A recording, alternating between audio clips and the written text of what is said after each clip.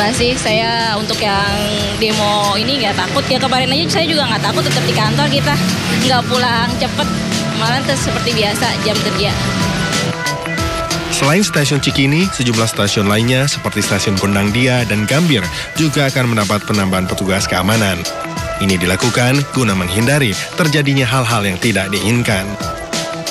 Dari Jakarta, Anna Maria Abdul Aziz, MNC Media, memberitakan. Kapolri Jenderal Polisi Tito Karnavian menyambangi gedung Kejaksaan Agung. Diduga kedatangan Kapolri terkait kelengkapan berkas perkara Gubernur DKI Jakarta nonaktif Basuki Cahayapurnama atau Ahok dalam kasus penistaan agama. Kapolri Jenderal Tito Karnavian mendatangi Kompleks Kejaksaan Agung. Diduga kedatangan Kapolri terkait berkas perkara dugaan penistaan agama dengan tersangka Gubernur DKI Jakarta nonaktif Basuki Cahayapurnama alias Ahok.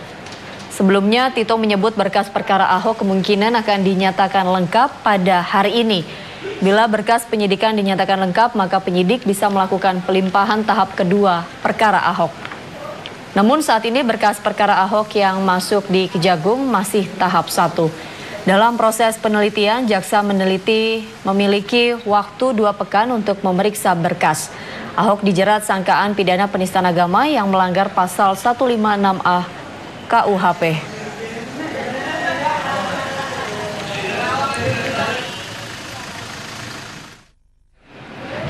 Sementara pihak Kejaksaan Agung akan menentukan sikap terkait berkas perkara Ahok paling lambat besok pagi. Kepala Pusat Penerangan Hukum Kejagung Emru menegaskan, tim jaksa peneliti masih memeriksa berkas perkara Ahok untuk memenuhi syarat formil dan material tanpa intervensi pihak manapun.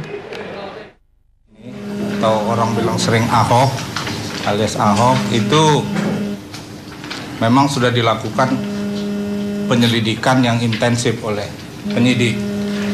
Dalam hal ini penyidik Polri. Makanya karena penyelidikannya sudah intensif,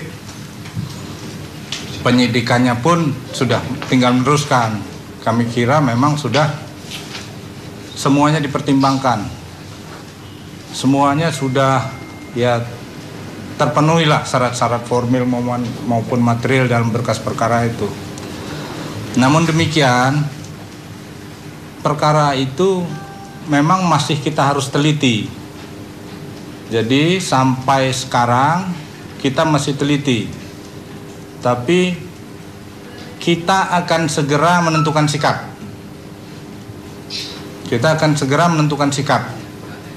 Jadi paling lambat mungkin penentuan sikap kita besok pagi. Sekarang tim peneliti masih terus bekerja meneliti berkas perkara tersebut. Kedatangan Kapolri, saya kurang dapat informasi tentang itu. Tapi yang jelas bahwa penanganan perkara ini, itu yang saya utarakan tadi, bahwa kita masih terus meneliti kelengkapan berkas itu, baik kelengkapan formil. Berkas penyidikan polisi dengan tersangka Basuki Cahayapurnama alias Ahok sudah diserahkan kepada Kejaksaan. Itu artinya tidak lama lagi berkas kasus dugaan penistaan Al-Quran oleh Gubernur DKI Jakarta nonaktif itu akan segera dilimpahkan ke pengadilan.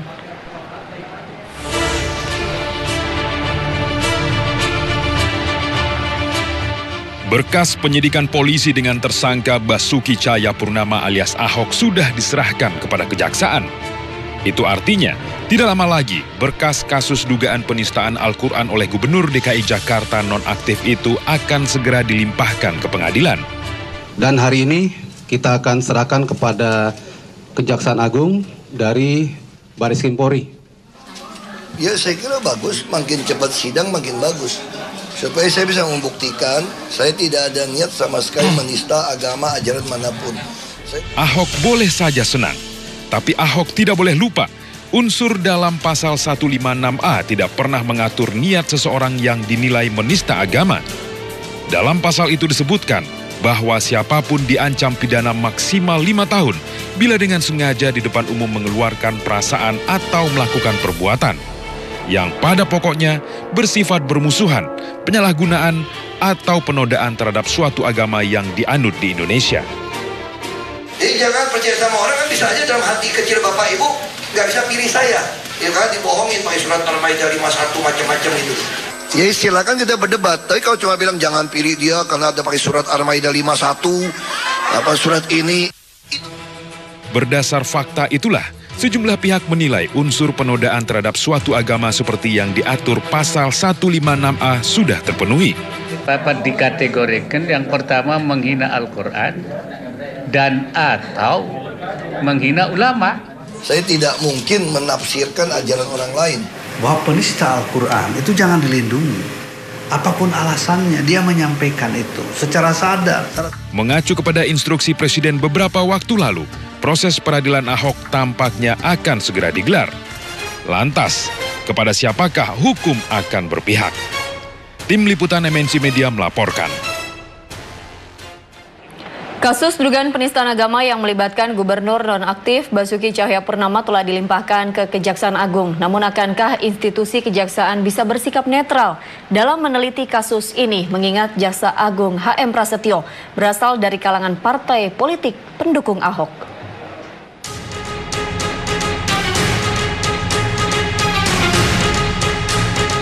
Netralitas Jaksa Agung kini benar-benar diuji. Setelah berkas kasus dugaan penistaan Al-Quran dengan tersangka Basuki Cahayapurnama alias Ahok dilimpahkan ke Kejaksaan, bola panas kini berada di pihak jaksa penuntut. Tugas jaksa semakin berat karena HM Prasetyo adalah Jaksa Agung yang diusung Partai Nasdem. Di sisi lain, Ahok adalah calon gubernur DKI Jakarta yang didukung oleh Partai Besutan Surya Paloh itu. Pada titik itulah, Kejaksaan Agung dinilai akan sulit bersikap netral.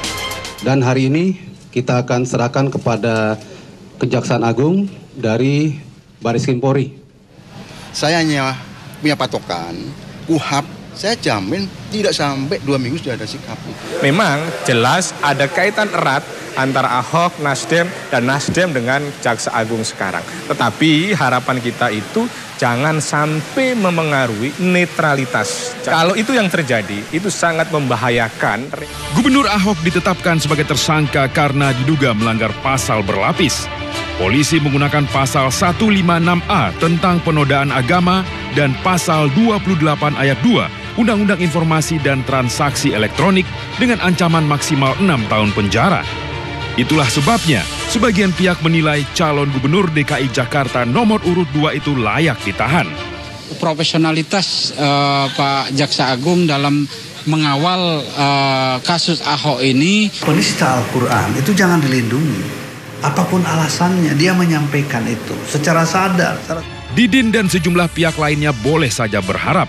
Namun, Didin beserta kelompok itu harus bersiap mental bila melihat Ahok tetap beraktivitas seperti biasanya. Bukan karena Ahok tidak bersalah, namun karena ada pihak yang mungkin saja terbelenggu oleh kepentingan pihak tertentu. Menuntut Ahok masuk tahanan dan Ahok di penjara. Tim Liputan MNC Media melaporkan. Ikuti kegiatan 3 pasangan calon pemimpin Jakarta setelah jeda iklan berikut. Tetaplah di iNews Malam.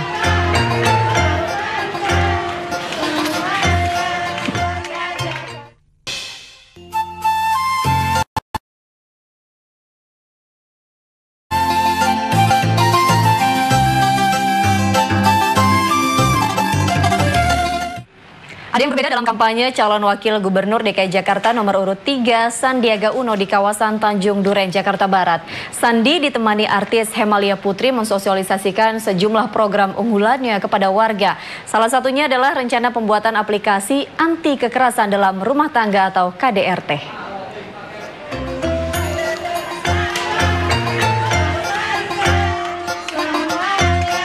Calon Wakil Gubernur DKI Jakarta nomor urut 3 Sandiaga Uno ditemani artis Hemalia Putri yang menjadi tim suksesnya menyapa warga Tanjung Duren, Jakarta Barat.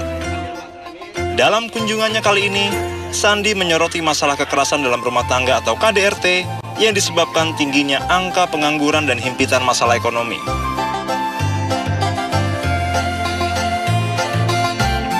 Untuk itu, Sandi berencana membuat aplikasi anti KDRT dan mensosialisasikannya kepada warga Tanjung Duren. Sandi juga mensosialisasikan sejumlah program andalannya seperti KJP Plus dan sembako murah. Dalam kesempatan ini, Sandi juga menanggapi laporan kekayaan seluruh pasangan calon yang baru saja dirilis KPUD DKI. Sebagai peserta Pilkada DKI dengan nilai kekayaan tertinggi mencapai lebih dari 3 triliun rupiah, Sandi berjanji tidak akan menerima gaji sebagai Cawagup DKI jika terpilih nanti. Ia akan menginfakkan gajinya kepada kaum duafa.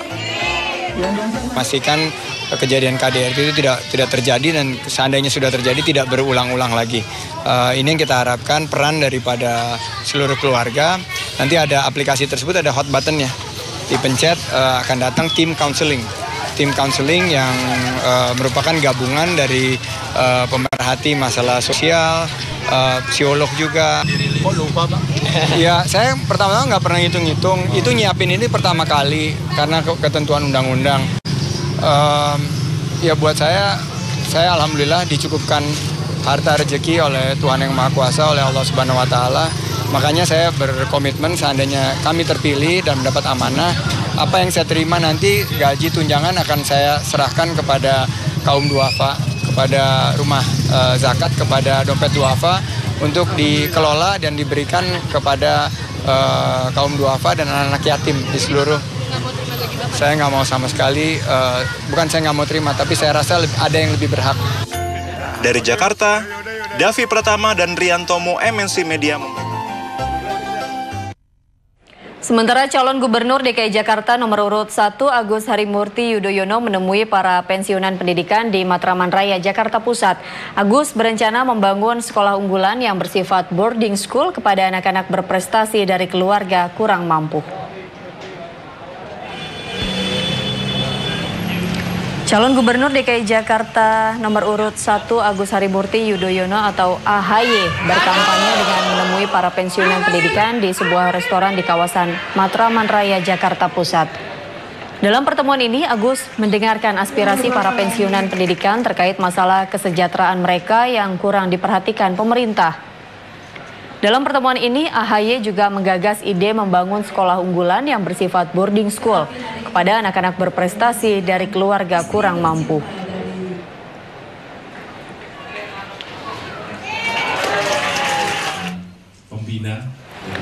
Sementara calon gubernur DKI Jakarta nomor urut 2 Basuki Cahayapurnama kembali berkampanye di Rumah Lembang, Jakarta Pusat. Ahok menggelar diskusi dengan warga seputar pengelolaan banjir di ibu kota.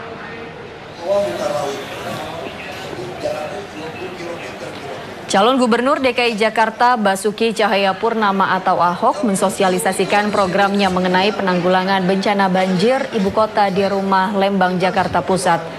Ahok menggelar sesi tanya jawab dengan warga seputar pengelolaan banjir di ibu kota.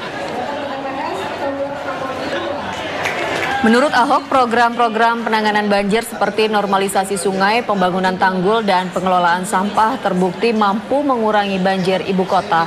Ahok berharap dengan program-program unggulan yang sudah dijalankan dapat menanggulangi bencana banjir di Jakarta.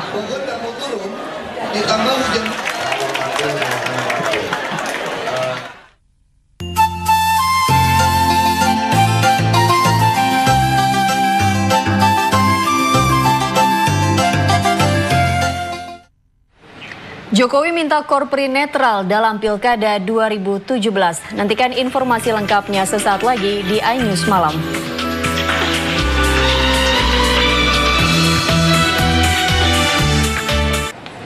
Presiden Joko Widodo menghadiri upacara HUT ke-45 Korps Pegawai Republik Indonesia atau Korpri di Silang Monas, Jakarta. Jokowi bertindak sebagai inspektur upacara. Sejumlah menteri juga turut hadir dalam upacara tersebut, yakni Menteri Dalam Negeri Cahyokumolo, Menteri Pan-RB Asman Abnur, dan Mensesnek Pratikno. Dalam pidatonya, Jokowi mengingatkan seluruh anggota Korpri untuk netral dalam Pilkada serentak 2017 mendatang. Jokowi menyatakan Pilkada menjadi momentum bagi Korpri sebagai ajang ujian netralitas dan profesionalisme. Jokowi menegaskan pengabdian Korpri bukan untuk kelompok ataupun individu, melainkan untuk negara, bangsa, dan rakyat. Rakyat membutuhkan anggota Korpri yang disiplin, bertanggung jawab, dan berorientasi kerja.